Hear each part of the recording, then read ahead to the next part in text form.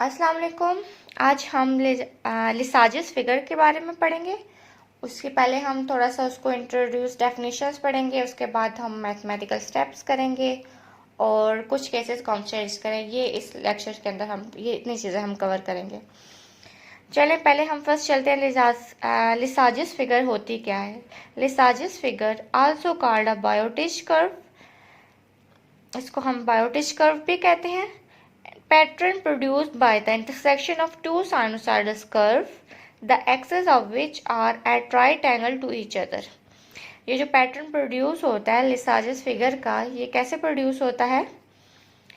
Bye the intersection of two sinusoidal curves को, जो intersection हो रही होती हैं टू साइनोसॉइडल कर्व की, and the axis of which are at a right angle to each other. जो इनके एक्सिस होते हैं वो क्या होते हैं? एक दूसरे के right angle to each other होते हैं।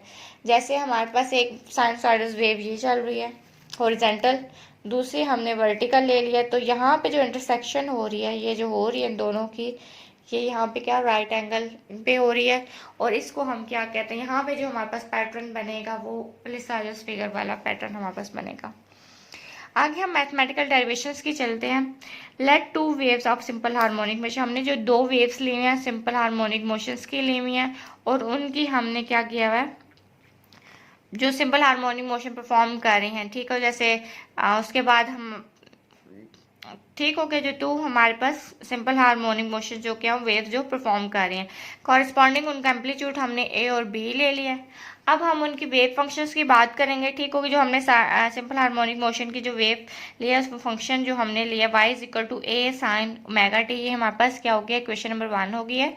जो सेकंड हमने क्वेश्चन लिया उसमें हमने थोड़ा सा फेज डिफरेंस कर दिया, दोनों सेम ही थे लेकिन हमने जो सेकंड वाले ले लिया उसमें हमने थोड़ा सा फेज डिफरेंस कर दिया कि हमारे पास अगर सपोज हमारे पास ये मेन पोजीशन पे है, time t is equal to 0, ये मेन पोजीशन पे है, तो जो कर्व है एक के तो यहाँ से शुरू होगा, दूसरी जो टाइम जो दूसरी जो है, ये जो दूसरी जो वेव होगी इतने फेज डिफरेंस के बाद, मतलब कि उसका जो टाइम होगा वो 0 इस पॉइंट पर शुरू होगा।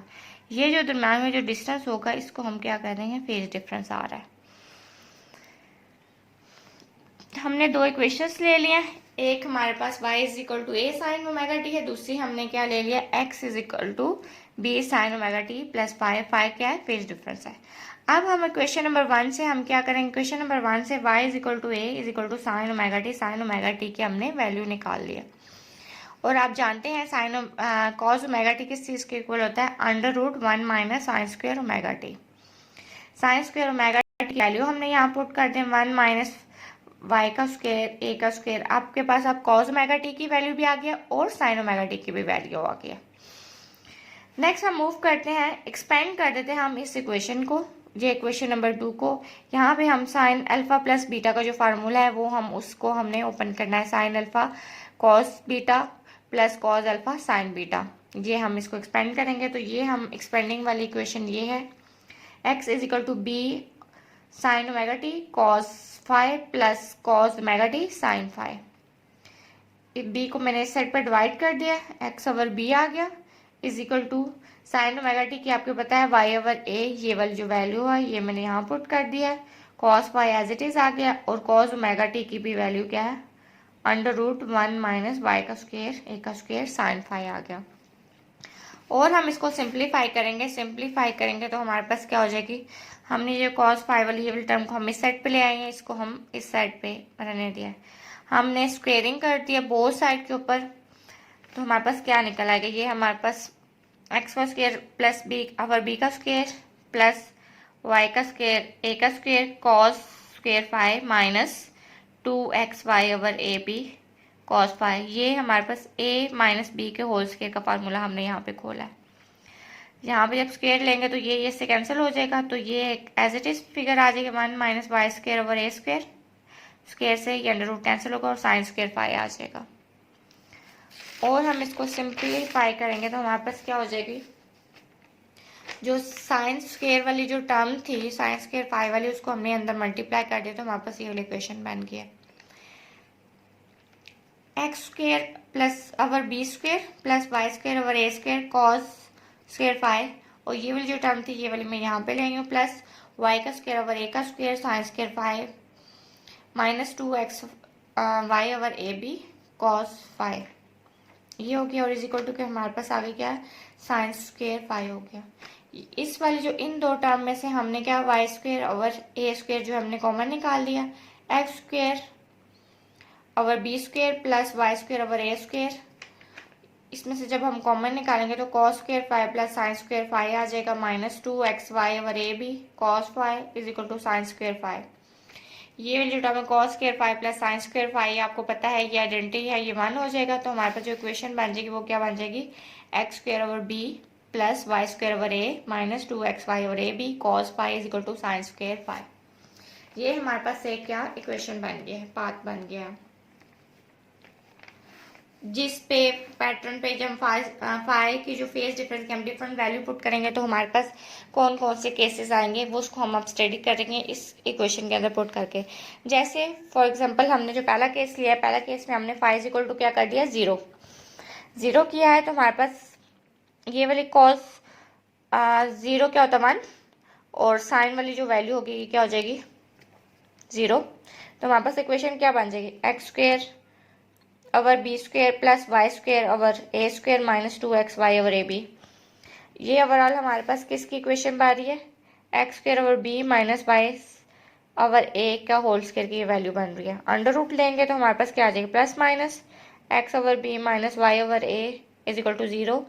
थोड़ा सिंप्लीफाई करेंगे, वाई की वैल्यू निकालेंगे तो plus minus A over B over X, means जो हमारे पास एक्स है वो वाई पर डिपेंड कर रहा है और वाई क्या है एक्स पर। अगर एक्स पॉजिटिव होगा तो वाई भी पॉजिटिव होगा, अगर वाई नेगेटिव होगा तो एक्स भी नेगेटिव होगा।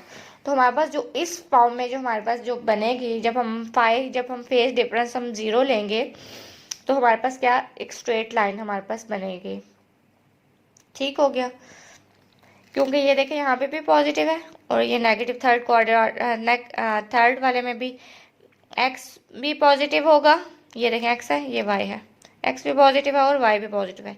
यहाँ पे एक्स भी नेगेटिव है और वाई भी नेगेटिव है, तो ये क्या है एक स्ट्रेट लाइन किस्म की एक आपको मिल जाएगी। अब हम अगर फेज डिफरेंस π/2 का करेंगे, π/2 करेंगे हमारे पास जो वाली पाथ वाली जो इक्वेशन थी वो हमारे पास X square over B square plus Y square over A square is equal to 1 आ जाएगी। ये जो इक्वेशन आ गई, ये हम जब ड्रॉ करेंगे तो हमारे पास एक इलिप्स की फॉर्म की ये हमारे पास क्या शेप बन जाएगी। और अगर हम स्पेशल एक केस लेते हैं जिसपे हमने क्या कर दिया, इज इक्वल टू बी, तो हमारे पास जो इक्वेशन बन जाएगी X square plus Y square is equal to A square, ये हमारे पास क्या सर्कल वाली इक्वेशन। हम इसके जो फिगर लेंगे ये ऐसे स्क्वायर टाइप लेंगे, पहले हमने रेक्टेंगल वाली ली थी, इसमें हम स्क्वायर, तो ये यहाँ से यहाँ मूव करेगी, फिर यहाँ से यहाँ, यहाँ से यहाँ, यहाँ से यहाँ, एक स्क्वायर फॉर्म बना देगा। और अगर हम फाई की वैल्यू π/4 पुट करेंगे तो हमारे पास ये वाली इक्वेशन आ जाएगी। तो इसमें जो हमारे पास इक्वेशन बनेगी वो ओब्लिक इलिप्स की बनेगी। और अगर हम 5 इज इक्वल टू 3π/4 करेंगे तो हमारे पास सेम ही इक्वेशन आएगी, बस यहाँ पे माइनस प्लस का फर्क होगा। ये वाली जो स्टार्ट होगी यहाँ से बनना स्टार्ट होगी, यहाँ से यहाँ जाएगी, यहाँ जाएगी ये यहाँ। और अगर हम इसकी बात करते हैं प्लस वाले की, तो ये यहाँ से बनना स्टार्ट करेगी। ये दोनों ओब्लिक की एलिप्स होंगी, लेकिन ये है कि प्लस माइनस की वजह से थोड़ा सा मतलब कोऑर्डिनेट चेंज कर देगी। ये फर्स्ट से स्टार्ट होगी, ये हमारे पास सेकंड से स्टार्ट होगी, तो इस तरह हमारे पास ओब्लिक की एलिप्स बन जाएगी।